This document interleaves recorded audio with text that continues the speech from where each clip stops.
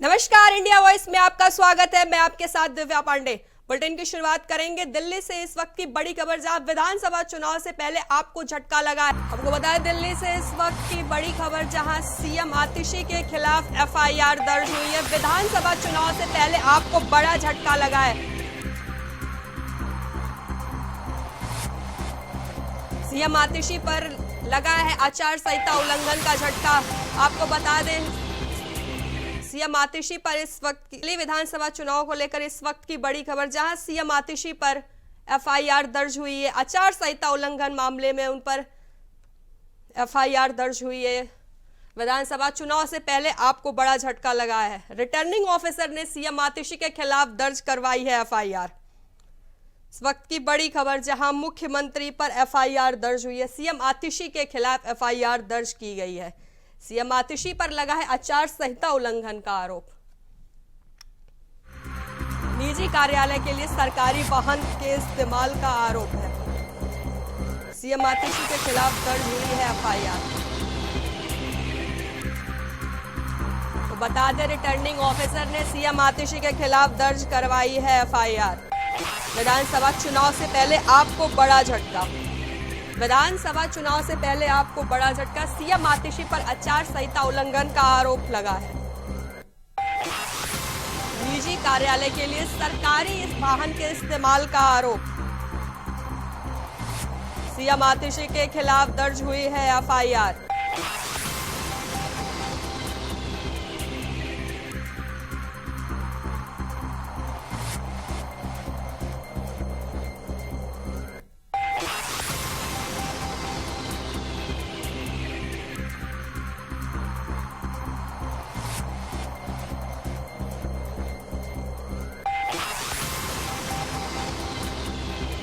दिल्ली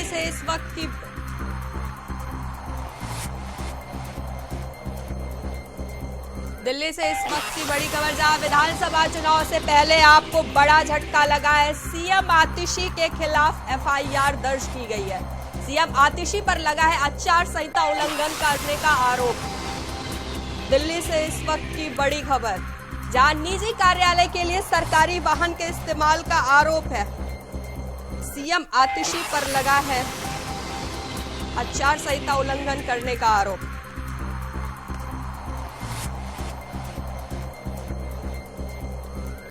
ज्यादा जानकारी के साथ हमारे संवाददाता अजय चौहान हमारे साथ फोन लाइन पर जुड़ गए हैं। अजय, दिल्ली सीएम आतिशी पर एफआईआर दर्ज हुई है, क्या कुछ पूरा मामला है? जो मुख्यमंत्री आतिशी है उन पर एक एफआईआर दर्ज है, गोविंदपुरी थाने के अंदर है। बता दें कि आचार संहिता के बाद उन्होंने सरकारी वाहन को जो है अपने सामान, निजी सामान ढोने के लिए अपना आरोप में बनाया गया है।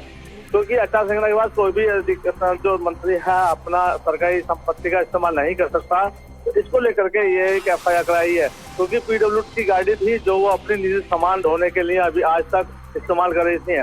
तो कहीं ना कहीं देखिए ये उल्लंघन है और इस पर एफआईआर की अब देखना होगा कि आगे क्या कार्रवाई की जाती। जी बिल्कुल अजय, एफआईआर दर्ज होने के बाद आम आदमी पार्टी की तरफ से क्या कुछ कहा जा रहा है?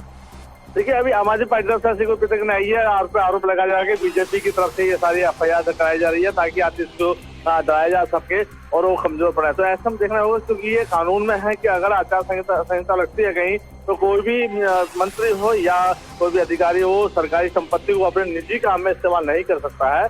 तो इसमें कहीं ना कानून के तहत ही एफआईआर दर्ज की गई है। अब राजनीति है, राजनीति में लगातार कहीं ना कहीं यही दूसरे पर आरोप लगाते नजर आ रहे हैं। जी बिल्कुल अजय, क्या आपकी रिटर्निंग ऑफिसर से कोई बातचीत, क्या मामले को लेकर कह रहा है रिटर्निंग ऑफिसर? देखिए रिटर्निंग ऑफिसर ने कुछ जानकारी दी थी जिस तरह से उनके संज्ञान में नहीं था उनके, लेकिन जैसे उनको पता चला उन्होंने गोविंदपुर थाने गए, एसएचओ को इसकी एफआईआर दर्ज कराई गई थी, सौंपी गई। उसके बाद एसपी को दी गई है, उस पर तत्काल एक्शन लिया गया है। अब देखना होगा कि आगे जो कार्रवाई है वो क्या होता है इसमें, क्योंकि पीडब्ल्यू की जिस तरह से गाड़ी इस्तेमाल किया है उन पर भी कानून कार्रवाई की जाएगी। आखिरकार आचार संहिता लगने के बाद आप किस तरह से उनके निजी सामान ढोने का काम कर रहे हैं। जी बिल्कुल अजय, आरोप प्रत्यारोप के साथ पोस्टर वॉर का सिलसिला भी जारी है। ऐसे में इस चुनाव का किस तरीके से समझे? देखिए राजनीति है और चुनाव, दिल्ली का विधानसभा चुनाव है, लगातार तीनों पार्टियां कहीं ना कहीं मैदान में है और लगातार कहीं ना कहीं घमासान भी आपको चलता नजर आ रहा है। कई आरोप बीजेपी लगा रही है, कहीं आम आदमी पार्टी आरोप लगा रही है। कल भी इसी तरह से कहीं ना एक दूसरे पर पोस्टर वार किया गया था। लेकिन देखना ये होगा कि दिल्ली की जनता क्या इसमें करती है, क्या किसको ताज देती है। क्योंकि जिस तरह से कल भी आते थे भगवान मान अरविंद केजरीवाल, संजय सिंह लगा चुनाव आयोग गए थे एक वोटर नाम कराने के लिए, तो फिर बीजेपी ने इसका किया है। और देखना ये होगा कि लगातार जिस तरह से दिल्ली का सीट किसकी बात हुई, क्योंकि इस तरह हॉट सीट दिल्ली की मानी जा रही है, नई दिल्ली सेंटर की, तो उसमें लगातार कहीं ना कहीं अरविंद केजरीवाल को नुकसान भी हो सकता है। क्योंकि कांग्रेस के कई ऐसे नेता हैं, कई ऐसे लोग, जनता भी कहती है हमने सभी को देखा लेकिन हमें कांग्रेस दोबारा से पसंद है, लोग उसको पसंद भी कर रही है। लेकिन जिसे मुख्यमंत्री आतिश पर एफआईआर की गई है, तो कहीं ना कहीं बीजेपी और आम आदमी पार्टी को घेरते जा रही है। ठीक है अजय, ज्यादा जानकारी के लिए आपका धन्यवाद।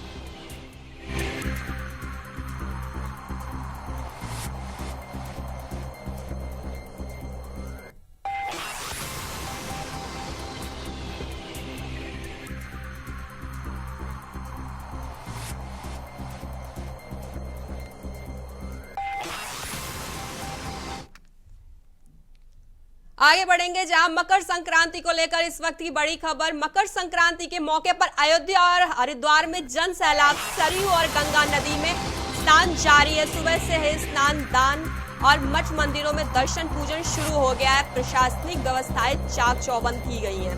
वो बता दें प्रयागराज नहीं जा पाने वाले श्रद्धालु नदियों में लगा रहे हैं डुबकी। धार्मिक मान्यताओं के अनुसार अमृत स्नान का खास महत्व बताया जाता है।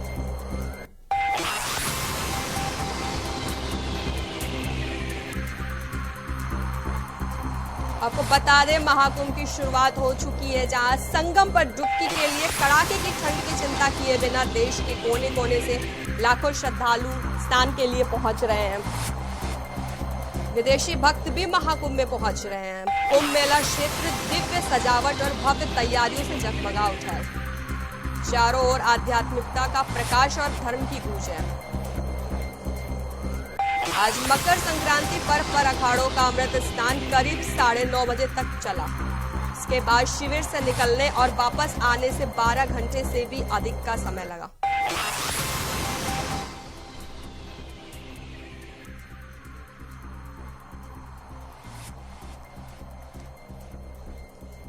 ज्यादा जानकारी के साथ हमारे संवाददाता विनय मिश्रा हमारे साथ अयोध्या से लाइव जुड़ चुके हैं। विनय, नागा साधुओं के साथ आज का अमृत स्नान शुरू हुआ है, क्या कुछ खास देखने को मिला है? बिल्कुल दिव्या, आपको बता दूं कि आज महापर्व जो महासंक्रांति का यहाँ पे मनाया जा रहा है अयोध्या में, और यहाँ पे लाखों भक्त जो है यहाँ पे आकर के स्नान कर रहे हैं। सुबह 4 बजे के ब्रह्म मुहूर्त में जो है यहाँ पे साधु संतों ने स्नान किया है, और यहाँ पे सैकड़ों की संख्या में जो सुरक्षा कर्मी है यहाँ पे भी लगाए गए हैं। स्नान घाटों पर किसी प्रकार की अनहोनी घटना न हो, तो इसके लिए पूरे प्रबंध जो है प्रशासन के द्वारा किया गया है। और दूर दराज से आए हुए श्रद्धालुओं के लिए यहाँ पे स्नान की पूरी व्यवस्था है। यहाँ पे जो है पुलिस से व्यवस्था भी की गई है कि जिससे अगर कोई जल में डूब रहा हो तो उसकी भी यहाँ पे जलकल पुलिस द्वारा व्यवस्था की गई। इस तरीके से जो है लाखों श्रद्धालु जो है अयोध्या पहुंच करके जो है मकर संक्रांति के अमृत काल में जो है यहाँ पे स्नान करते हुए नजर आ रहे हैं। और मैं दिव्या यहाँ पे पीछे भी दिखाना चाहूंगा, देख सकते हैं कि यहाँ पे तमाम भक्त और श्रद्धालु जो है आए हुए हैं यहाँ पे स्नान करने के लिए, और यहाँ पे अपनी मान्यताओं को भी जिस तरीके से पूरा किया जाता है उसके लिए मान्यता भी यहाँ पूरी होती है।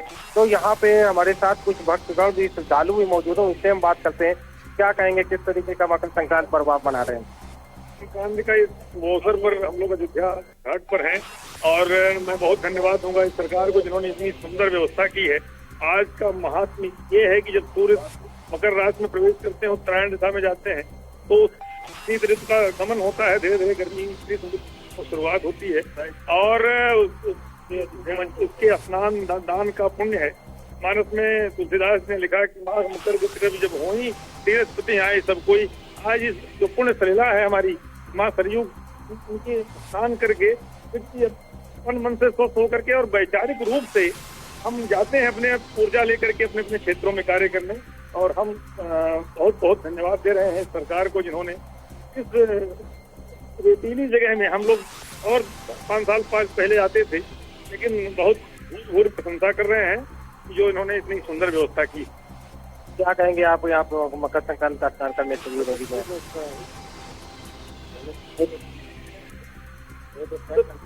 तो कितने यहाँ पे जो भक्तगण भी आए हैं वो अपने आप को जो है यहाँ पे गौरवान्वित महसूस कर रहे हैं कि जिस तरीके सरयू नदी ने स्नान किया है।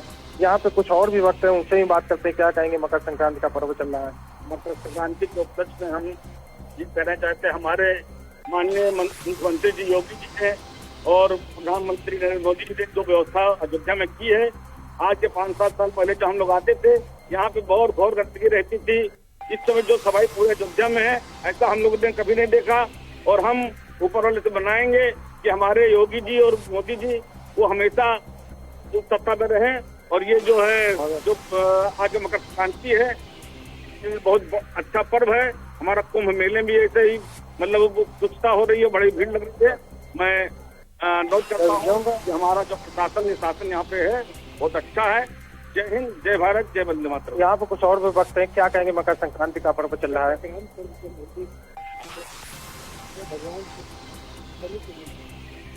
वहीं से हमारा खरवास वहाँ समाप्त होता है और हमारे शुभ कार्यों का उद्देश्य आदि से शुरू होता है।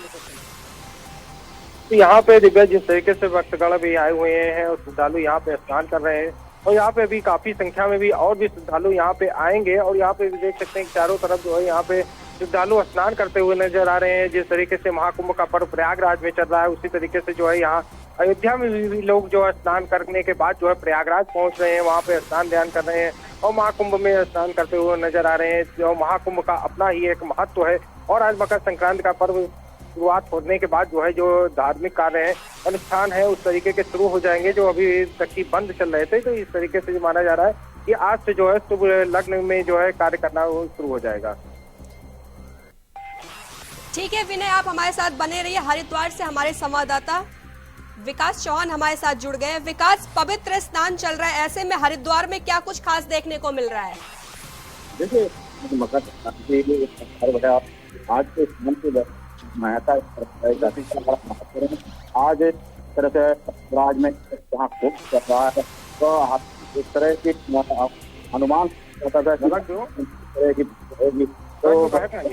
तो थोड़ी कम आप तो साधु संत में बड़ी संख्या नहीं जा चुके वहीं पर जो है वो जा रहे हैं। लेकिन जो अगर करें दिल्ली आसपास के जिले उत्तर प्रदेश हरिद्वार जो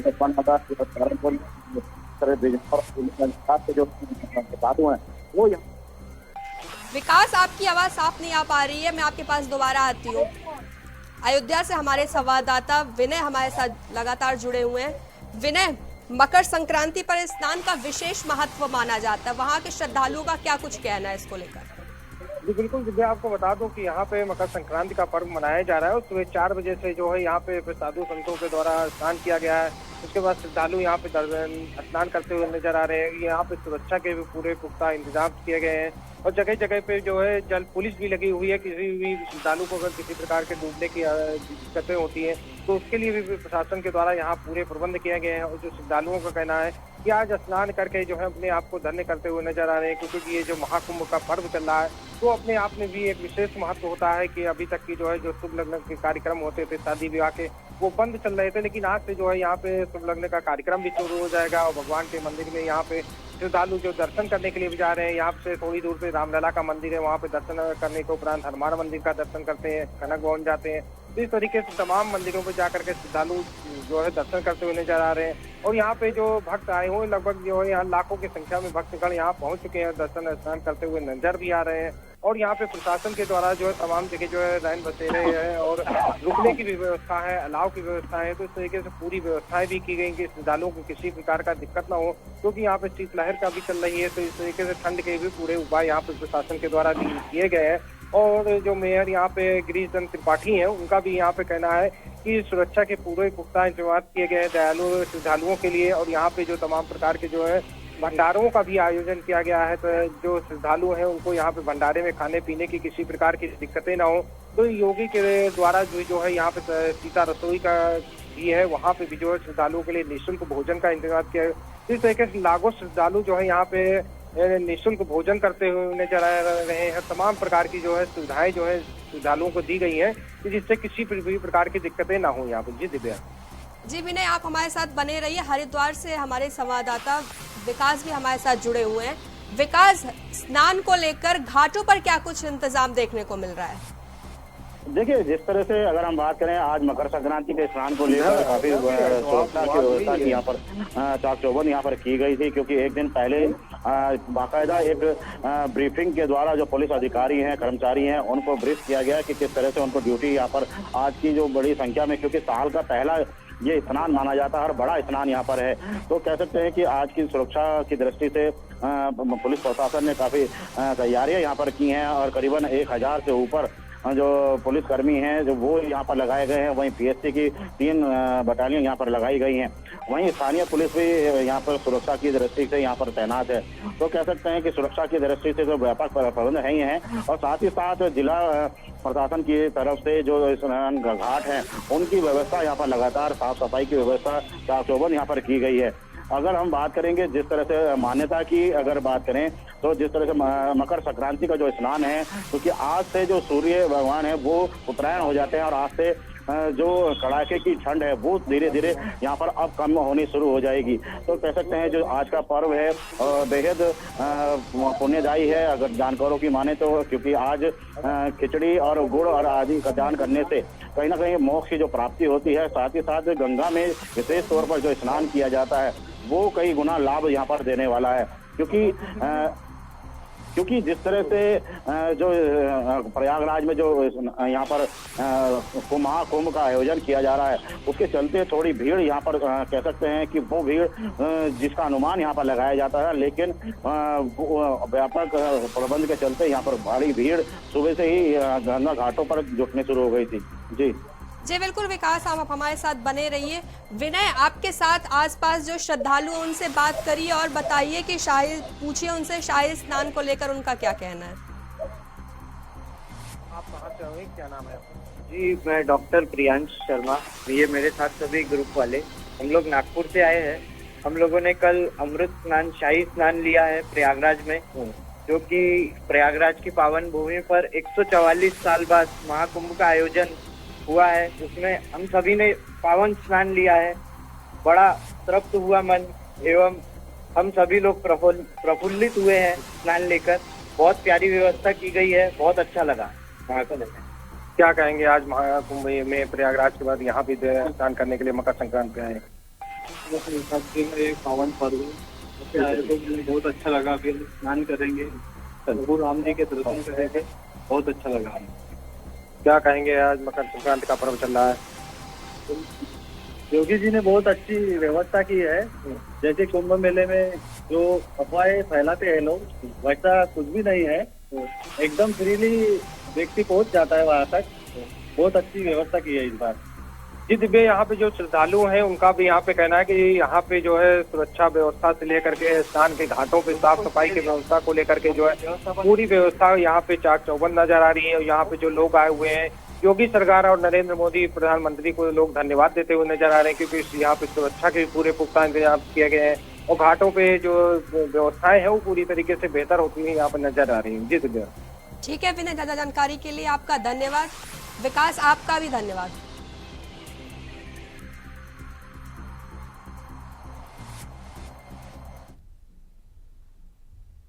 आगे बढ़ेंगे जहां विश्व के सबसे बड़े धार्मिक आयोजन महाकुंभ 2025 को लेकर श्रद्धालुओं में काफी उत्साह देखने को मिल रहा है। देश के कोने कोने से श्रद्धालु संगम नगरी में कुंभ में पहुंच रहे हैं। हमारे संवाददाता शुएब रिजवी ने अहमदाबाद से आए श्रद्धालुओं से बात की और व्यवस्थाओं का जायजा लिया, जिसमें श्रद्धालु यहां की व्यवस्थाओं से काफी खुश नजर आ रहे हैं। उनका क्या कहना है, सुनिए। लगने जा रहा है ऐतिहासिक महाकुंभ की तैयारियां पूरी हो चुकी है।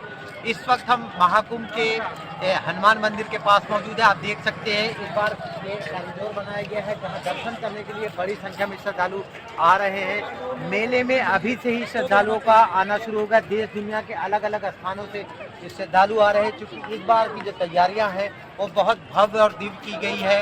हम कुछ लोगों से जानने की कोशिश करेंगे कि उनको किस तरह का अनुभव हो रहा है। आप कहाँ से आए हैं?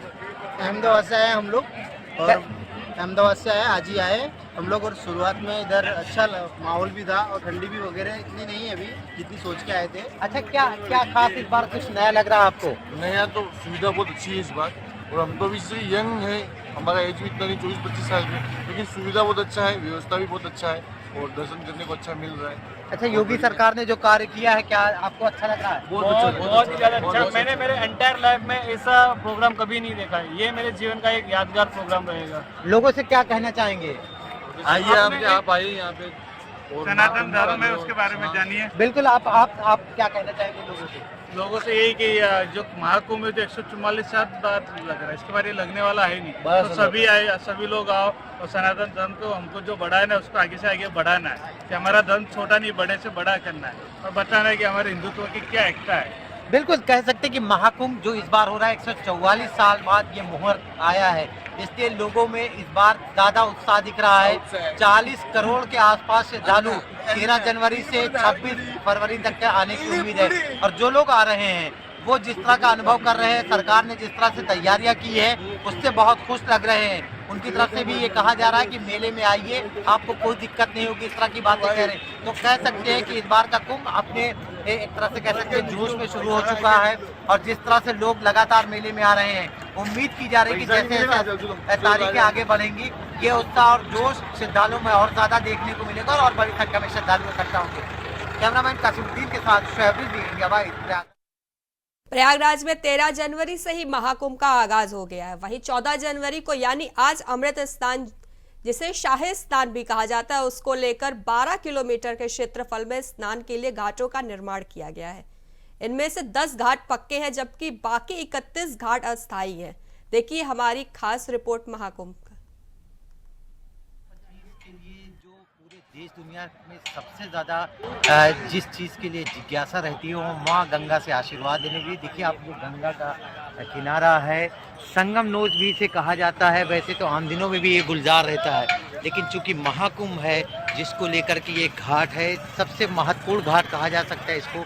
संगम का ये घाट जो सबसे महत्वपूर्ण घाट है, इसको देखिए इस तरह से बनाया गया है। इस तरह के 40 से ज़्यादा घाट हैं, जिसमें 7 से 10 घाट ऐसे हैं जिसे पक्का घाट भी कहा जाएगा, जो अस्थायी तौर पर बना हुआ है, और कुछ घाट ऐसे हैं जो अस्थायी हैं। जैसे ये घाट है, देखिए आपको वॉल लगाई गई है, चेंज रूम बनाया गया है, खासतौर से जो महिला श्रद्धालु हैं उनके लिए किसी तरह की दिक्कत न हो, इस तरह के तमाम चेंज रूम आप देख सकते हैं अलग अलग घाटों पर। ये पूरे 12 किलोमीटर से ज़्यादा रेंज में जो घाट बने हुए हैं, उन घाटों पर अलग अलग जगहों पर इस तरह की व्यवस्थाएं की गई हैं। मेन जो आकर्षण है वो 14 जनवरी का जो अमृत स्नान है, ये हमारे ठीक सामने आप जो देख रहे हैं, यही वो जगह है जहाँ से अखाड़े स्नान करने के लिए आएंगे। अखाड़ों के स्नान को देखने के लिए देश दुनिया से लोग इकट्ठा होते हैं, और इसीलिए इन अखाड़ों की अलग व्यवस्था की गई है। इनका क्रम अलग होता है, इनके क्रम में जो समय सीमा है वो निर्धारित रहती है।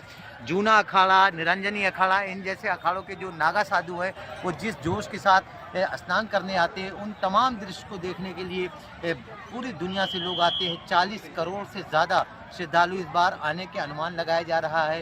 13 जनवरी से 26 फरवरी तक ये आयोजन होना है। 6 स्नान पर्व हैं जिसमें 3 अमृत स्नान पर्व है, तो उसके लिए ये पूरे घाटों की व्यवस्था। और इन्हीं घाटों पर आप देख सकते हैं कि किस तरह से श्रद्धालु पहुंच रहे हैं, स्नान कर रहे हैं, और ये सिलसिला पूरे 45 दिनों तक चलेगा।